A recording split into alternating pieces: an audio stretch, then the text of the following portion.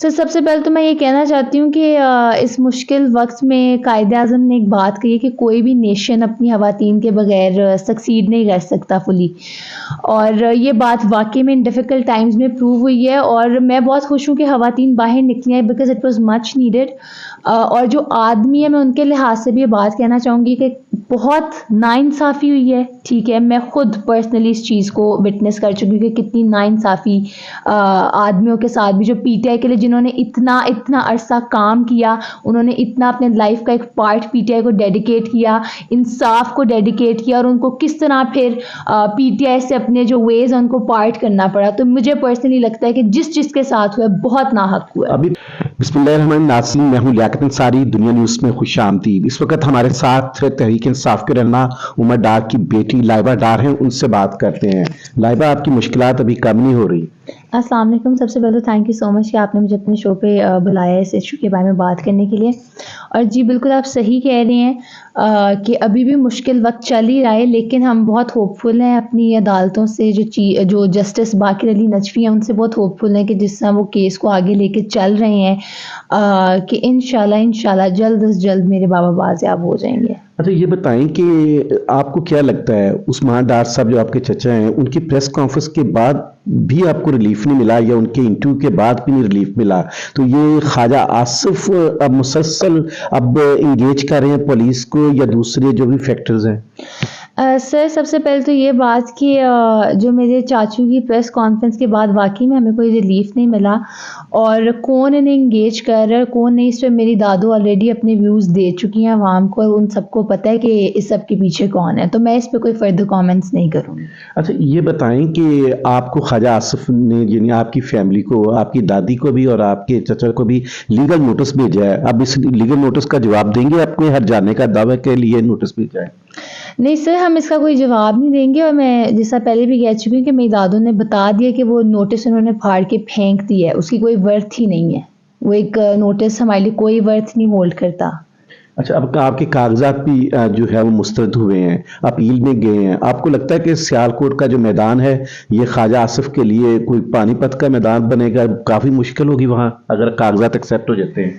Sir इसमें तो कोई शक नहीं कि अगर मेरी दादू के कागजात एक्सेप्ट हो जाते हैं कि उनके जो सियासी हरीफ हैं अगर तो फ्री एंड फेयर इलेक्शंस होते हैं कि वो बहुत बुरी तरह हारेंगे, इसमें कोई डाउट नहीं है मुझे। लेकिन अब वो ये है कि पहली बात कि कागजात एक्सेप्ट होंगे कि नहीं और दूसरी बात ये कि जो उसके बाद फ्री एंड फेयर इलेक्शंस होंगे कि नहीं। अच्छा, ये बताएं, आपको लगता है कि आपके जो वालिद हैं वो लापता हैं, उमर डार साहब, उनका भी कोई वीडियो बयान सामने ना आ जाए तो फिर आपकी पॉलिसी क्या होगी? सर पॉलिसी की तो पहली बात है, बात ही नहीं है। मैंने बात ही स्टेटमेंट यहाँ से स्टार्ट अपनी दी है कि मैं हर हाल में अपनी दादू के साथ हूँ। मेरे घर की तमाम ख़वातीन मेरी दादू के साथ है इस हक़ और सच की जंग में। मैं एक बाशऊर पाकिस्तानी लड़की हूँ और मैं ये समझती हूँ कि मेरी दादू हक़ और सच की जंग में सही रास्ते पर है, तो मैं उनके साथ हूँ। और जहाँ तक बात है कॉन्फ्रेंस की, तो वो पहले भी सब जानते हैं कि उसकी कोई वर्थ नहीं होगी क्योंकि वो सब जानते हैं कि वो कॉन्फ्रेंस किस तरह हो रही है। एक ब्लैकमेलिंग टैक्टिक है। मैं पहले भी ये बात कह चुकी हूँ कि ये मेरे बाबा को अगवा करने का मकसद ये है कि मेरी दादू इलेक्शन से स्टेप डाउन कर जाएं, वो इलेक्शन ना कंटेस्ट करें। तो अगर तो मेरी दादू अभी अनाउंस कर देती हैं कि वो इलेक्शन नहीं कंटेस्ट करेंगी तो मेरा यकीन माने आपका प्रोग्राम नहीं खत्म होगा, हो सकता है मेरे बाबा बाज़याब होके घर आ जाएं। तो उस प्रेस कॉन्फ्रेंस की किसी स्टेटमेंट की या इवन अगर वो कोई पार्टी भी ज्वाइन कर लेते हैं तो हमें एज अ फैमिली, पहली बात तो मेरे बाबा का पता है और दूसरी बात हम उसे बिल्कुल एक्सेप्ट नहीं करेंगे, हम उससे इत्तेफाक नहीं करते। यानी अपने वालिद की अगर वो भी रास्ता जुदा करें तो आप सियासी तौर पर वहीं खड़ी हैं जहां आपकी दादू ने स्टैंड लिया है। बिल्कुल। अच्छा, ये बताएं कि आपको क्या लगता है कि बानी चेयरमैन जो है पीटीआई, ये सब आपको उन्हीं का साथ देने के लिए मुश्किलात से गुजरना पड़ रहा है या कोई और रीजंस है? ख्वाजा आसिफ का फैक्टर है या इमरान खान फैक्टर है? सर आयल से दोनों फैक्टर्स हैं, लेकिन ज़रूर इमरान खान का भी फैक्टर है। इमरान खान हक़ और सच की आवाज़ है इस मुल्क में। ये बच्चे से लेके बूढ़े तक सब रिकग्नाइज़ करते हैं और इस टाइम वही हक़ और सच की जो आवाज़ है उसे दबाने की कोशिश की जा रही है, तो इसमें तो कोई डाउट नहीं है। अच्छा, ये बताएं कि अब जो इंतखाबी मुहिम होती है वो तो एक बड़ा टफ मरला होता है, पोलिंग एजेंट्स मुकर्रर करने होते हैं, डोर टू डोर कैंपेन करनी होती है, पोलिंग डे किस तरह हैंडल करना है। आप लोग तो कहीं गिरफ्तारियों का डर है, कहीं रूपोश हैं, कहीं अदालतों के चक्कर काट रहे हैं, कहीं थाने कचहरी की हैं, तो ये इलेक्शन कैसे लड़ेंगे? सर पहली बात तो इमरान खान जो है इस टाइम वोट तो उनके है, ठीक है।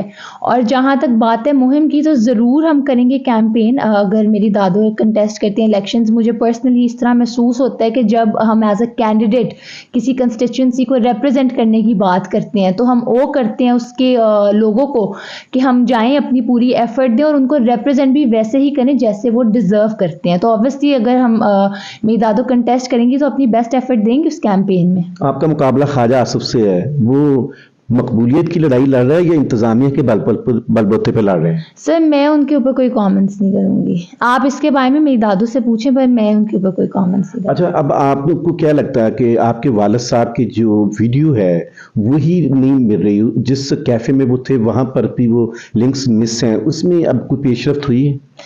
सर वो वीडियो पहली बात आप सही कह रहे हैं, नहीं मिल रही। और उसके इर्द गिर्द भी काफ़ी ज़्यादा जगह हैं। फाजी ब्राइडल स्टूडियो है, मैं नाम लेके बताना चाहूँगी, उज़मा अशफाक स्टूडियो, ग्रैंडियर इंटीरियर्स है, सेफ सिटी प्रोजेक्ट के कैमराज है, वहाँ पे 4 से 5 घर हैं। ये पूरा एरिया इनके जो कैमराज हैं वो कवर करते हैं। कैफे लांतो के अपने बाहर वाले एरिया में 5 कैमराज मौजूद हैं। लेकिन आप खुद देखें कि कैसा इत्तेफाक है कि 10:30 बजे रात के से लेके 12 बजे तक की किसी भी डीवीआर की वीडियो मौजूद नहीं है, सिर्फ इसी टाइम फ्रेम की, सिर्फ 29 दिसंबर की। और कैफे लांतो का कितनी इंटरेस्टिंग बात है कि 29 दिसंबर, 30 दिसंबर और 31 दिसंबर तीनों की जो रात 10:30 से लेके 12 बजे की फुटेज नहीं मौजूद है। सिर्फ 1 जनवरी से लेके 3 जनवरी तक उन्होंने हमें दिखाई है जो उनकी फुटेज है। तो ऑब्वियसली वो टेम्पर्ड है, रिकॉर्ड जो है उसके अंदर वो डेटा जो है वो इरेज्ड है। अच्छा, एक फैक्टर इसमें सामने आ रहा है कि पीटीआई में मुश्किल वक्त आया है, उसके पीटीआई से ताल्लुक़ रखने वाले मर्द गिरफ्तार हुए हैं, गिरफ्तारियां हुई, रूपोश हुई हैं, तो ख़वातीन निकली हैं, ईमान ताहर निकली है, ज़रताज गुल बाहर निकली है, आपकी दादी बाहर निकली हैं, आप बाहर निकली हैं, और बहुत सारी ख़वातीन जो हैं वो बाहर निकली हैं। ये पीटीआई में ये ख़वातीन पहले नहीं थी, उतना डट के लड़ने वाली नहीं थी, घरों में थी। ये अब जो फैक्टर सामने आया तो उसके बाद सामने, आप क्या वजह समझती है इसकी? सर सबसे पहले तो मैं ये कहना चाहती हूँ कि इस मुश्किल वक्त में कायदे आज़म ने एक बात कही है कि कोई भी नेशन अपनी ख़वातीन के बगैर सक्सीड नहीं कर सकता फुली। और ये बात वाकई में इन डिफ़िकल्ट टाइम्स में प्रूव हुई है। और मैं बहुत खुश हूँ कि ख़वातीन बाहर निकली हैं, because it was much needed. और जो आदमी है, मैं उनके लिहाज से भी ये बात कहना चाहूँगी कि बहुत नाइंसाफ़ी हुई है, ठीक है। मैं खुद पर्सनली इस चीज़ को विटनेस कर चुकी हूँ कि कितनी नाइंसाफ़ी आदमियों के साथ भी, जो पीटीआई के लिए जिन्होंने इतना इतना अरसा काम किया, उन्होंने इतना अपने लाइफ का एक पार्ट पीटीआई को डेडिकेट किया, इंसाफ को डेडिकेट किया, और उनको किस तरह फिर पीटीआई से अपने जो वेज हैं उनको पार्ट करना पड़ा। तो मुझे पर्सनली लगता है कि जिस चीज़ के साथ हुआ बहुत नाहक हुआ। अभी तो कोई बिलवास्ता थ्रेट्स तो नहीं मिल रही? नहीं सर, फिलहाल मुझे सबका नहीं पता। मैं बहुत छोटी हूँ, मैं आई एम जस्ट 20, और ये मेरे बड़ों को ज़्यादा बेहतर पता है। आप उनसे ये बातें पूछें तो वो आपको ज़्यादा बेहतर इसका जवाब दे सकते हैं। आपको क्या लगता है कि जो ये सियासी जद्दोजहद का ये दौर है, ये माजी के काफ़ी अदवार जो गुजरे हैं, कहा जाता है कि पीएमएलएन पे भी सख्तियाँ आई थी, ये भी उसी नौयत की सख्तियाँ या पीटीआई के साथ कुछ सख्ती ज़्यादा हो रही है? सर देखिए, जब आप किसी भी पॉलिटिकल पार्टी के बंदे से पूछेंगे, चाहे वो पीएमएलएन ही क्यों ना, ऑब्वियसली हर किसी की तकलीफ़ है, मेरा मानना है किसी की भी तकलीफ़ हो। लेकिन जहाँ तक मैं समझती हूँ, और वाकई में पाकिस्तान की पॉलिटिकल हिस्ट्री बहुत अनस्टेबल रही है, पीटीआई में मुझे लगता है इस दफ़ा ज़्यादा ही इन्होंने थोड़ा कर दिया। जिस साल लोगों के आके घर तोड़े हैं, तशद्दुद कर दी, उनकी ख़वातीन के साथ इतनी बदतमीज़ी कर दी है, जिस तरह घर रहने लायक नहीं छोड़े, मेरा यकीन माने। तो जिस तरह ये कागजात रिजेक्ट हो रहे हैं सबके, इतने कैंडिडेट्स, पीटीआई के कैंडिडेट्स जो हैं स्पेशली, उनके जो कागजात हैं वो किस तरह रिजेक्ट हुए हैं। तो मैं समझती हूँ कि ज़्यादती तो किसी के साथ भी की जाए वो गलत है, क्योंकि पीएमएलएन वालों के घर पे भी सर उसी तरह आपके घर पे टोटल कितने हमले अब तक हो चुके हैं? पुलिस ने कितनी बार अटैक किया है? सर बहुत बार हो चुके हैं, काउंटलेस टाइम्स हो चुके हैं, मेरा यकीन माने। सारे विटनेस किए हैं? हाँ जी, हम सब, हमारे पास सबके रिकॉर्ड्स हैं जब जब हुआ है। तो पुलिस वाले जो हैं मतलब कितनी तादाद में आते रहे हैं, क्या उनका मेन डिमांड क्या होती थी? सिर्फ वो अरेस्ट ही करना चाहते थे या कोई और मुतालबा थे? अच्छा सर, अरेस्ट तो मुझे लगता है कि बिल्कुल ये सामने एज अ वो बस प्रिटेंड कर रहे हैं। अरेस्ट आते थे, बेसिकली वायलेंस करते थे आके, और फियर फैलाना चाहते हैं फैमिलीज़ में, ताकि लोग जो हैं वो स्टेप डाउन कर जाएं, लोग जो हैं वो पार्टी छोड़ दें, लोग जो हैं वो अपनी हक और सच के लिए आवाज़ ना उठाएं। इसीलिए आते थे। और तादाद की जहाँ तक आप बात कर रहे हैं तो बहुत ज़्यादा लोग आते हैं और बहुत बुरे किस्म के लोग आते हैं। अच्छा, ये बताएं आखिरी सवाल कि इतनी मुश्किलात आई हैं, आपके चचा अगवा हुए मुबैना तौर पर, फिर मंजर आम पर आए, प्रेस टीवी इंटरव्यू दिया, आपके वालिद साहब अब मुबैना तौर पर लापता हैं, घर टूट चुका है, फैमिली सड़कों पर आ चुकी हैं, क्यों कर रही हैं ये सब? इसके पीछे क्या आपके मोटिवेशन, कौन सी चीज़ ने आपको मतलब खड़ा कर दिया है कि इंतज़ामिया के सामने आप या हर हरबे के सामने डट गई हैं आप? सर उसकी वजह ये है कि हमारे मुल्क को ज़रूरत है इस टाइम नमाज़ों की, और अगर उसमें मेरा छोटा सा भी पार्ट प्ले हो सकता है या मेरे घर का पार्ट प्ले हो सकता है तो मुझे लगता है हमें करना चाहिए। डर नहीं है? नहीं सर। क्यों बेखौफ हुई? लड़कियां तो कहते हैं बहुत नाजुक होती हैं, डर जाती हैं। नहीं सर, नाजुक होना और डर ना लगने में फ़र्क होता है। लड़कियां नाजुक होती हैं लेकिन बेखौफ भी होती हैं, और वो ईमान, मैं अपनी ज़ाती तौर पे बात करूं तो मुझे ये बात ज़रूर पता है कि जब आप हक पे खड़े हो तो फिर डरने की कोई बात नहीं है।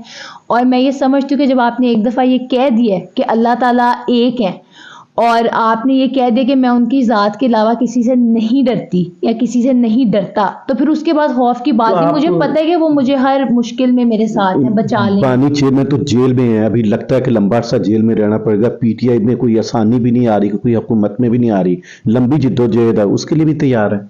सर ज़रूर, मैं कोई सियासी पर्सनालिटी तो हूँ नहीं। पहली बात, मेरी फैमिली है सर, हम इतने अरसे से पीटीआई, 25 साल से अल्हम्दुलिल्लाह हम सियासत में हैं, इतने अरसे से हम पीटीआई में, और जितना हम कर सकते हैं इस हक और सच की जंग में हम करेंगे, हम करते आए हैं। और मैं खुद ज़ाती तौर पे कोई पर्सनालिटी नहीं हूँ पॉलिटिकल, ना मेरा कोई पॉलिटिक्स से ताल्लुक़ है। ऑल्दो जहाँ पे भी हक और सच के लिए आवाज़ उठनी हो ज़रूर वहाँ पे वक्त आया तो आप भी सियासत में आ जाएंगी, इलेक्शन लड़ सकती हैं? नहीं सर, मैंने इसके बारे में ऐसा कुछ भी नहीं अभी सोचा, ना भी मेरे बाबा से भी कोई ऐसी बात नहीं, घर पे भी मैंने किसी से इसमें कोई राय मशवरा नहीं लिया। और फिलहाल जो मेरा स्टैंड है वो एज अ यूथ, वो एज अ पोती और एज अ बेटी है। ये थी लाइबा डार जो वाज़े तौर पर कह रही हैं कि वो हक सच के लिए खड़ी हैं और इसके लिए उन्हें किसी किस्म का खौफ नहीं। जो भी हथकंडे हैं वो इसीलिए उनका मुकाबला कर रही हैं कि उनके पास ईमान की ताकत है और उसी के ज़रिए वो हक सच की आवाज़ बुलंद कर रही हैं, उससे आगे कुछ नहीं। मुझे इसके साथ नासिर इजाज़त दीजिए। अल्लाह।